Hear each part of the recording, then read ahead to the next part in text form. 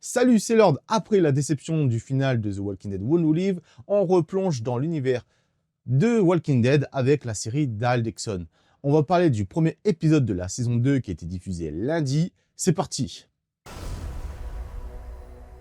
La saison 2 de Daryl Dixon, The Book of Carol, est trouvable justement sur la plateforme Paramount Plus en France. Je ne sais pas si elle a déjà eu le doublage VF ou si donc du coup elle est en VO. Après, principalement pour ce genre de série, c'est vrai que pour moi, je conseille de regarder en VO parce qu'en plus, vous avez des passages où ça va parler français, des passages où ça va parler anglais. Donc ça permet d'avoir une meilleure immersion par rapport justement à ces personnages et les lieux à travers lesquels ils évoluent. On va un peu parler de l'épisode et de me ressentir avant de passer au côté spoil. L'épisode en soi, j'ai trouvé qu'il y avait des moments cool, des moments hyper bien travaillés. Vraiment, genre des passages sur Carol et son passé qui étaient quand même assez sympas, j'ai trouvé, à travers justement des objets ou des lieux qui lui rappelaient des souvenirs. Donc ça, c'est pour ce point-là, c'était intéressant. J'ai beaucoup de mal justement avec les couleurs, la colorimétrie justement de Daryl Dixon. Je sais pas, je trouve ça trop, je sais pas, ça manque de couleurs, c'est trop fade. Et en plus, c'est vrai que les nouvelles séries Walking Dead, donc One Who Live, les dernières saisons de Fear, Dead City et Daryl Dixon, au final, maintenant, tu vois au format que ça a changé de caméra et on n'a plus cette image qu'on avait avec Walking Dead, cette image un peu genre, comment je pourrais dire ça, un peu pâteuse, un peu où il y avait beaucoup de points, de grains de pellicule, en fait, vous voyez, genre ça faisait quand même une image assez sale, et j'aimais beaucoup, genre justement, je trouvais que c'était vraiment la touche de Walking Dead, et c'est dommage qu'on n'a plus trop cette touche, justement, avec la dernière série, mais en même temps, face à tous les géants du streaming, etc., je pense que du coup, maintenant, malheureusement, est-ce que Walking Dead pouvait toujours prendre ce risque? Voilà, ils ont dû peut-être s'adapter aussi, hein, parce que c'est vrai que quand on regarde maintenant les séries, comment elles sont tournées, les caméras, etc., sur les chaînes américaines, CW, etc., MSI, on voit que le format est quand même pas mal ressemblant, donc du coup, à ce qui se peut se faire sur Netflix, Prime, Disney, etc. Donc je pense que surtout là-dessus, c'est pour genre vraiment, genre, pour essayer de toujours être là sur le marché, de rivaliser un peu avec les gens du streaming, enfin pas rivaliser non plus, mais je veux dire toujours rester dans la course, quoi. Pour revenir au sujet même quand même de cette vidéo, donc voilà, j'ai trouvé justement le niveau de Carol, c'était intéressant. J'ai trouvé lors de cet épisode quand même qu'il y avait certains personnages qui étaient plutôt mis de côté, mais après c'est normal, il y a Carol qui arrive, mais justement j'ai peur que l'arrivée de Carol justement dans la série éclipse pas mal de personnages qui avaient été travaillés dans la saison 1. Je pense notamment du coup à Isabelle, ou puis même Laurent, quoi. Et j'ai peur qu'il passe beaucoup sur le second plan, parce que c'est vrai que même Isabelle, on l'a pas trop vue. Après, c'est comme je disais là tout à l'heure, le truc c'est que voilà, on est vraiment sur, donc du coup, on s'est beaucoup mis en avant sur Carole, mais en même temps, il y avait beaucoup de choses à raconter pour ce premier épisode. Je pense que justement, il fallait faire en sorte qu'elle ait quitté les États-Unis dès le premier épisode, donc il y avait pas mal de scènes à faire. Des moments, encore une fois, qui vraiment genre sont un peu genre tirés par les cheveux, ou vraiment, enfin, je veux dire, vous voyez les moments un peu genre où ça part toujours en couille, tu sais, enfin, c'est trop. En fait, il y a des moments où ça devient prévisible parce que tu sais très bien qu'il va se passer un truc, et comme par hasard, c'est là que se passe ce truc. Donc c'est vraiment un des points faibles qu'il peut avoir dans Walking Dead aussi, hein, également dans la série mère qu'il y avait genre sur les dernières saisons, et puis pas que sur les dernières saisons. Mais enfin voilà, en tout cas, ça reste quand même que c'est un épisode agréable pour se replonger dans le Daryl Dixon. C'est vrai qu'on a hâte de voir un peu plus sur justement comment on va se dérouler les choses en France, comment Carol va retrouver Daryl, sachant qu'en plus qu'il y a eu l'annonce de la saison 3 que la série allait se passer en Espagne. Donc pourquoi ils vont aller en Espagne, ça peut être quelque chose d'intéressant aussi. Moi personnellement, j'aurais préféré qu'il retourne aux États-Unis. Qu'on a tous hâte de pouvoir enfin avoir une retrouvaille, Rick et Daryl. On espère qu'on l'aura. Épisode correct, avec quelques facilités pour ma part, j'ai trouvé. Mais franchement, on est dedans et on se fait pas chier. Donc c'était quand même plutôt cool. Bon, maintenant, on va passer à la partie spoil tout de suite. Donc, lors de cette saison 2, enfin de ce premier épisode, on retrouve Daryl qui est resté justement en France, donc au Mont-Saint-Michel, qui entraîne Laurent à affronter des zombies. Donc, on peut voir justement que son impact sur Laurent peut effrayer certaines personnes, dont le chef du Mont-Saint-Michel, du lieu, qui justement, lui, trouve que la manière vraiment violente n'est pas forcément la solution et que la manière pacifique est plutôt la solution. Et c'est pour ça qu'il travaille sur le Aikido. Et donc, du coup, tous ces arts, justement, pour éviter d'en venir à la violence. Donc, pour cet épisode, j'ai trouvé justement, comme je vous disais, qu'il y avait des moments qui étaient un peu casse-burnes. Donc, déjà, on va parler donc du coup de la relation que je voulais pas forcément évoquer dans la partie hors spoil. Donc, c'est par rapport à Carol et Ash. J'ai trouvé que justement, ce nouveau personnage de Ash était un personnage quand même assez sympathique, un bon survivant dans le sens où, comme je pourrais dire, un bon citoyen. Dans le sens où vraiment, il cherche quand même à aider malgré que genre, on est quand même énormément de temps après l'effondrement. Lui, il est resté où il est, donc il ne sait pas trop comment évoluent les gens. Peut-être il sait pas trop, il sait pas qu'il y a des communautés, des grosses communautés qui se sont formées, comme par exemple le Commonwealth, ou etc. Ou des communautés plus petites comme Alexandria et la colline. Donc sur ce nouveau personnage, justement, était vraiment très gentil, avec un passé assez... alors, on peut voir justement à travers des scènes, pour revenir aussi par exemple à Carol, leur, par exemple, il lui offre l'hospitalité, et il ouvre justement la grange, et là, Carol a ce flashback justement de sa fille quand elle était sortie de la grange avec tous les zombies que Herschel avait enfermés à l'époque. Donc, cette grosse scène de la saison 2 hein, de Walking Dead, qui était impactante, vraiment, qui nous avait beaucoup ému. Et là, vraiment, on la voit ressentir ça après autant d'années, on a de la peine pour elle, puisque quand même, elle a perdu sa fille, qui était transformée en rôdeur.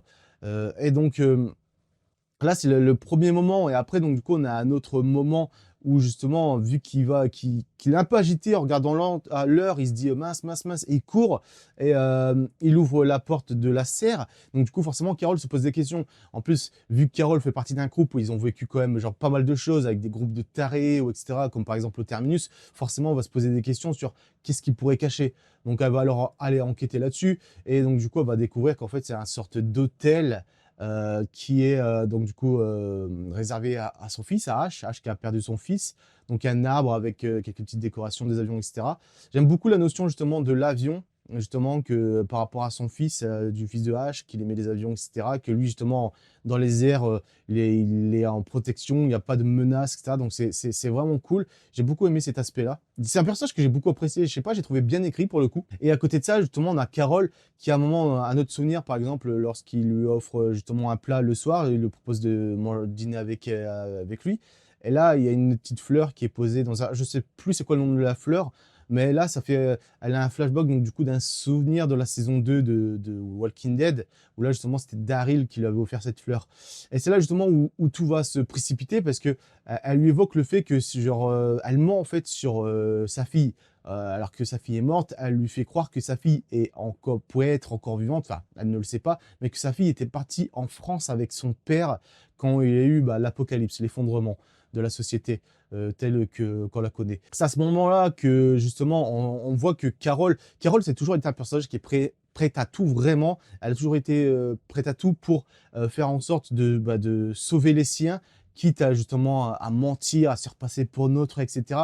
Et là, elle est même prête justement à mentir justement sur la mort de sa fille, du coup, pour vraiment faire en sorte de pouvoir partir en France.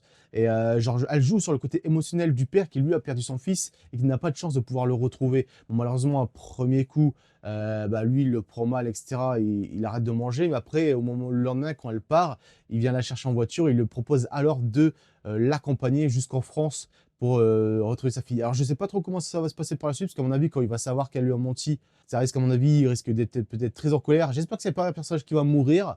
Parce que parfois, j'aime pas les personnages qui sont rajoutés comme ça pour les faire crever quelques épisodes après. Faites-les durer dans le temps. En plus, ils vont en Espagne, autant genre peut-être avoir un des personnages qui pourraient les suivre dans l'aventure. Ce serait vraiment dommage qu'ils meurent pour le coup. Enfin voilà, en tout cas, il y a vraiment aussi des moments, comme je vous disais hein, tout à l'heure, genre vraiment de facilité, qui sont un peu chiantes, je dois l'avouer. Je pense par exemple à un moment où on a Carole qui heurte, enfin comme par hasard, comme d'hab, genre un personnage qui regarde la vitre, etc. Et boum, oh mince, je vois un zombie à la dernière minute, et boum, je percute, et oh mince, la voiture ne va plus.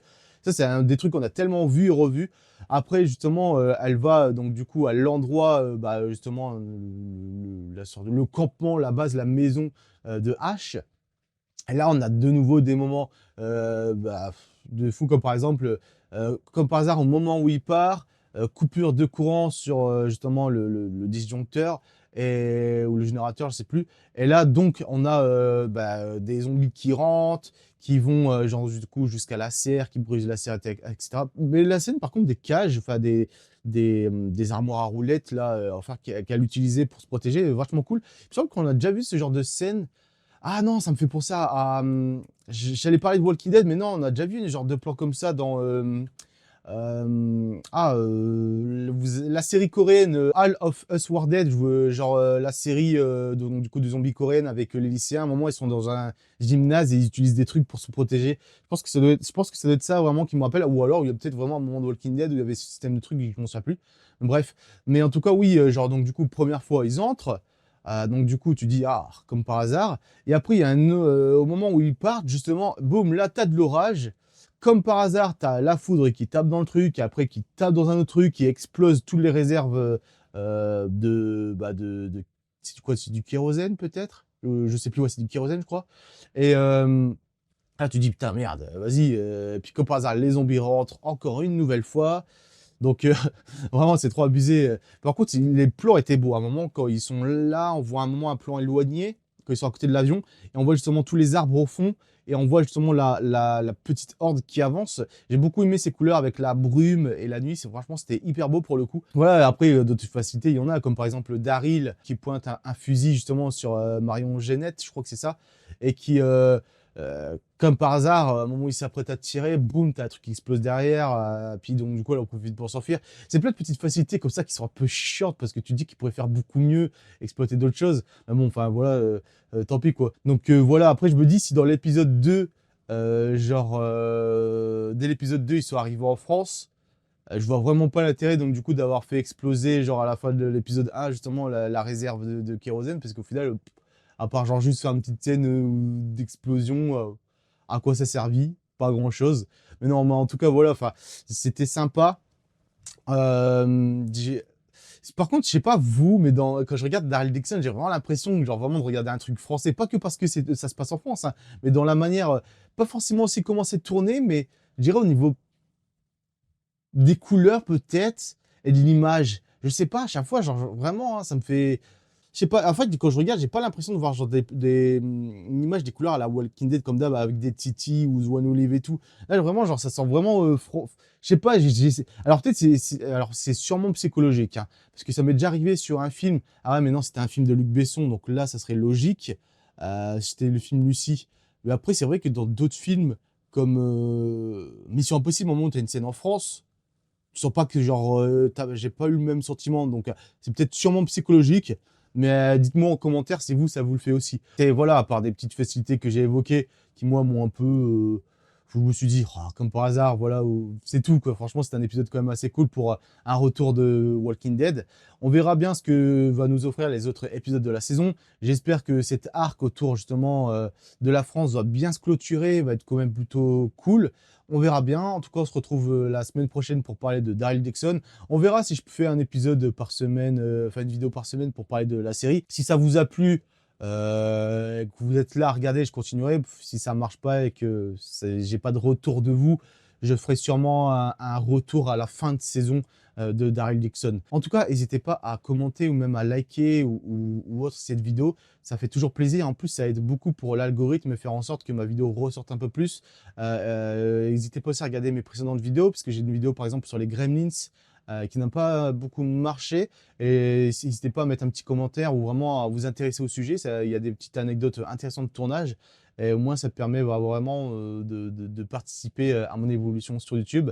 En tout cas, merci à vous. N'oubliez pas que justement, j'ai un Discord où on parle un peu de tout. Vous pouvez le rejoindre. Il y a des salons de jeux vidéo, cinéma, séries, etc. J'ai aussi un compte Tipeee si vous voulez soutenir la chaîne pour m'aider à investir dans du matériel. Si ce n'est toujours pas fait, n'hésitez pas à venir me suivre également sur mes réseaux sociaux. Je partage régulièrement mes achats de figurines sur Instagram. Je partage aussi également sur X et je partage des vidéos sur TikTok. En tout cas, voilà, c'était l'heure. Je vous souhaite une bonne journée, une bonne soirée et je vous dis salut.